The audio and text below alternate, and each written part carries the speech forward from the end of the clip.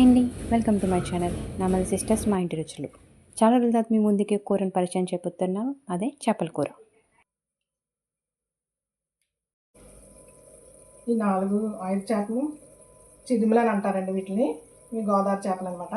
వీటిని తయారు చేయడానికి కావాల్సిన పదార్థాలు ఏంటంటే, వండడానికి ఉల్లిపాయ, పచ్చిమిరపకాయ, బెండకాయ కూడా వేసుకోవచ్చు పులుసు కాబట్టి, టమాటా, కొంచెం కరివేపాకు లాస్ట్ని గార్నిషింగ్ చేస్తాం కదా దాని నిమిత్తం, వెల్లిపాయ, జీలకర్ర, చింతపండు పులుపు, ఉప్పు, కారం, పసుపు. అసలు మా చిన్నప్పుడైతే మా నాన్నమ్మ వాళ్ళు మా ఊళ్ళో ఏం చేసేవారంటే మట్టి దాకలో ఉండేవారండి. నాకు కూడా మట్టి దాకలో వండడం ఇష్టమే, కానీ ప్రస్తుతం నా దగ్గర అయితే లేదు. తర్వాత తీసుకుని వచ్చి నేను ఆ కూర కూడా మీకు వండి చూపిస్తాను. ముందుగా దాకలో చేపలు వేసుకున్నామండి. తర్వాత ఉల్లిపాయలు వేద్దాం. తర్వాత పచ్చిమిర్చి, టమాటా, ఒక బెండకాయ 4 ముక్కలు కోసాను అదే అండి. తర్వాత అంటే నేను కూర కలిపి పెట్టేస్తున్నాను. కలిపి పెట్టడం అంటే నాకు చాలా ఇష్టం, కూర కూడా చాలా బాగుంటుంది. ఉప్పు వేసామండి, అది కొంచెం పసుపు,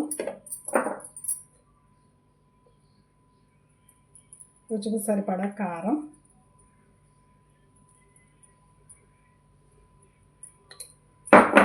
ఇవన్నీ ఇలా కలిపేసి మొత్తం అన్నీ వేసేసి కలిపేసాం కదండి. దీంట్లోనే ఆయిల్ 2 లేదా 3 గరిటెలు ఆయిల్ వేసుకుందాం. వేసేసి మళ్ళీ చేసిన కలిపేసుకుని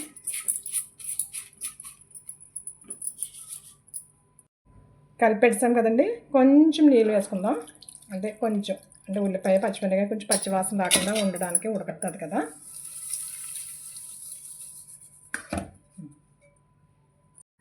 స్టవ్ వెలిగించి కారం, ఉప్పు అన్నీ వేసి చేపలను కలిపి పెట్టాం కదా డేక్షాలని. అది పొయ్యి మీదకి ఒక పావు గంట సిమ్లో పెట్టి ఉడికిద్దామండి.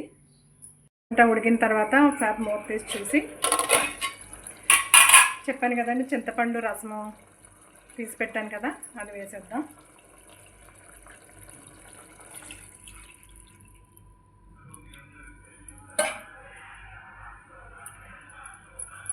తర్వాత వెల్లిపాయ, జీలకర్ర అని కూడా చెప్పాను కదా, అది కూడా దీనికి పులుపు వేసి వెంటనే వేసేద్దాం. పులుపు వేసేస్తాం కదండి. ఒక పావు గంట ఇందాకలాగే ఉడికిపెట్టినాక దగ్గరికి అయ్యాక ఇప్పుడు కట్టేసుకుందాం.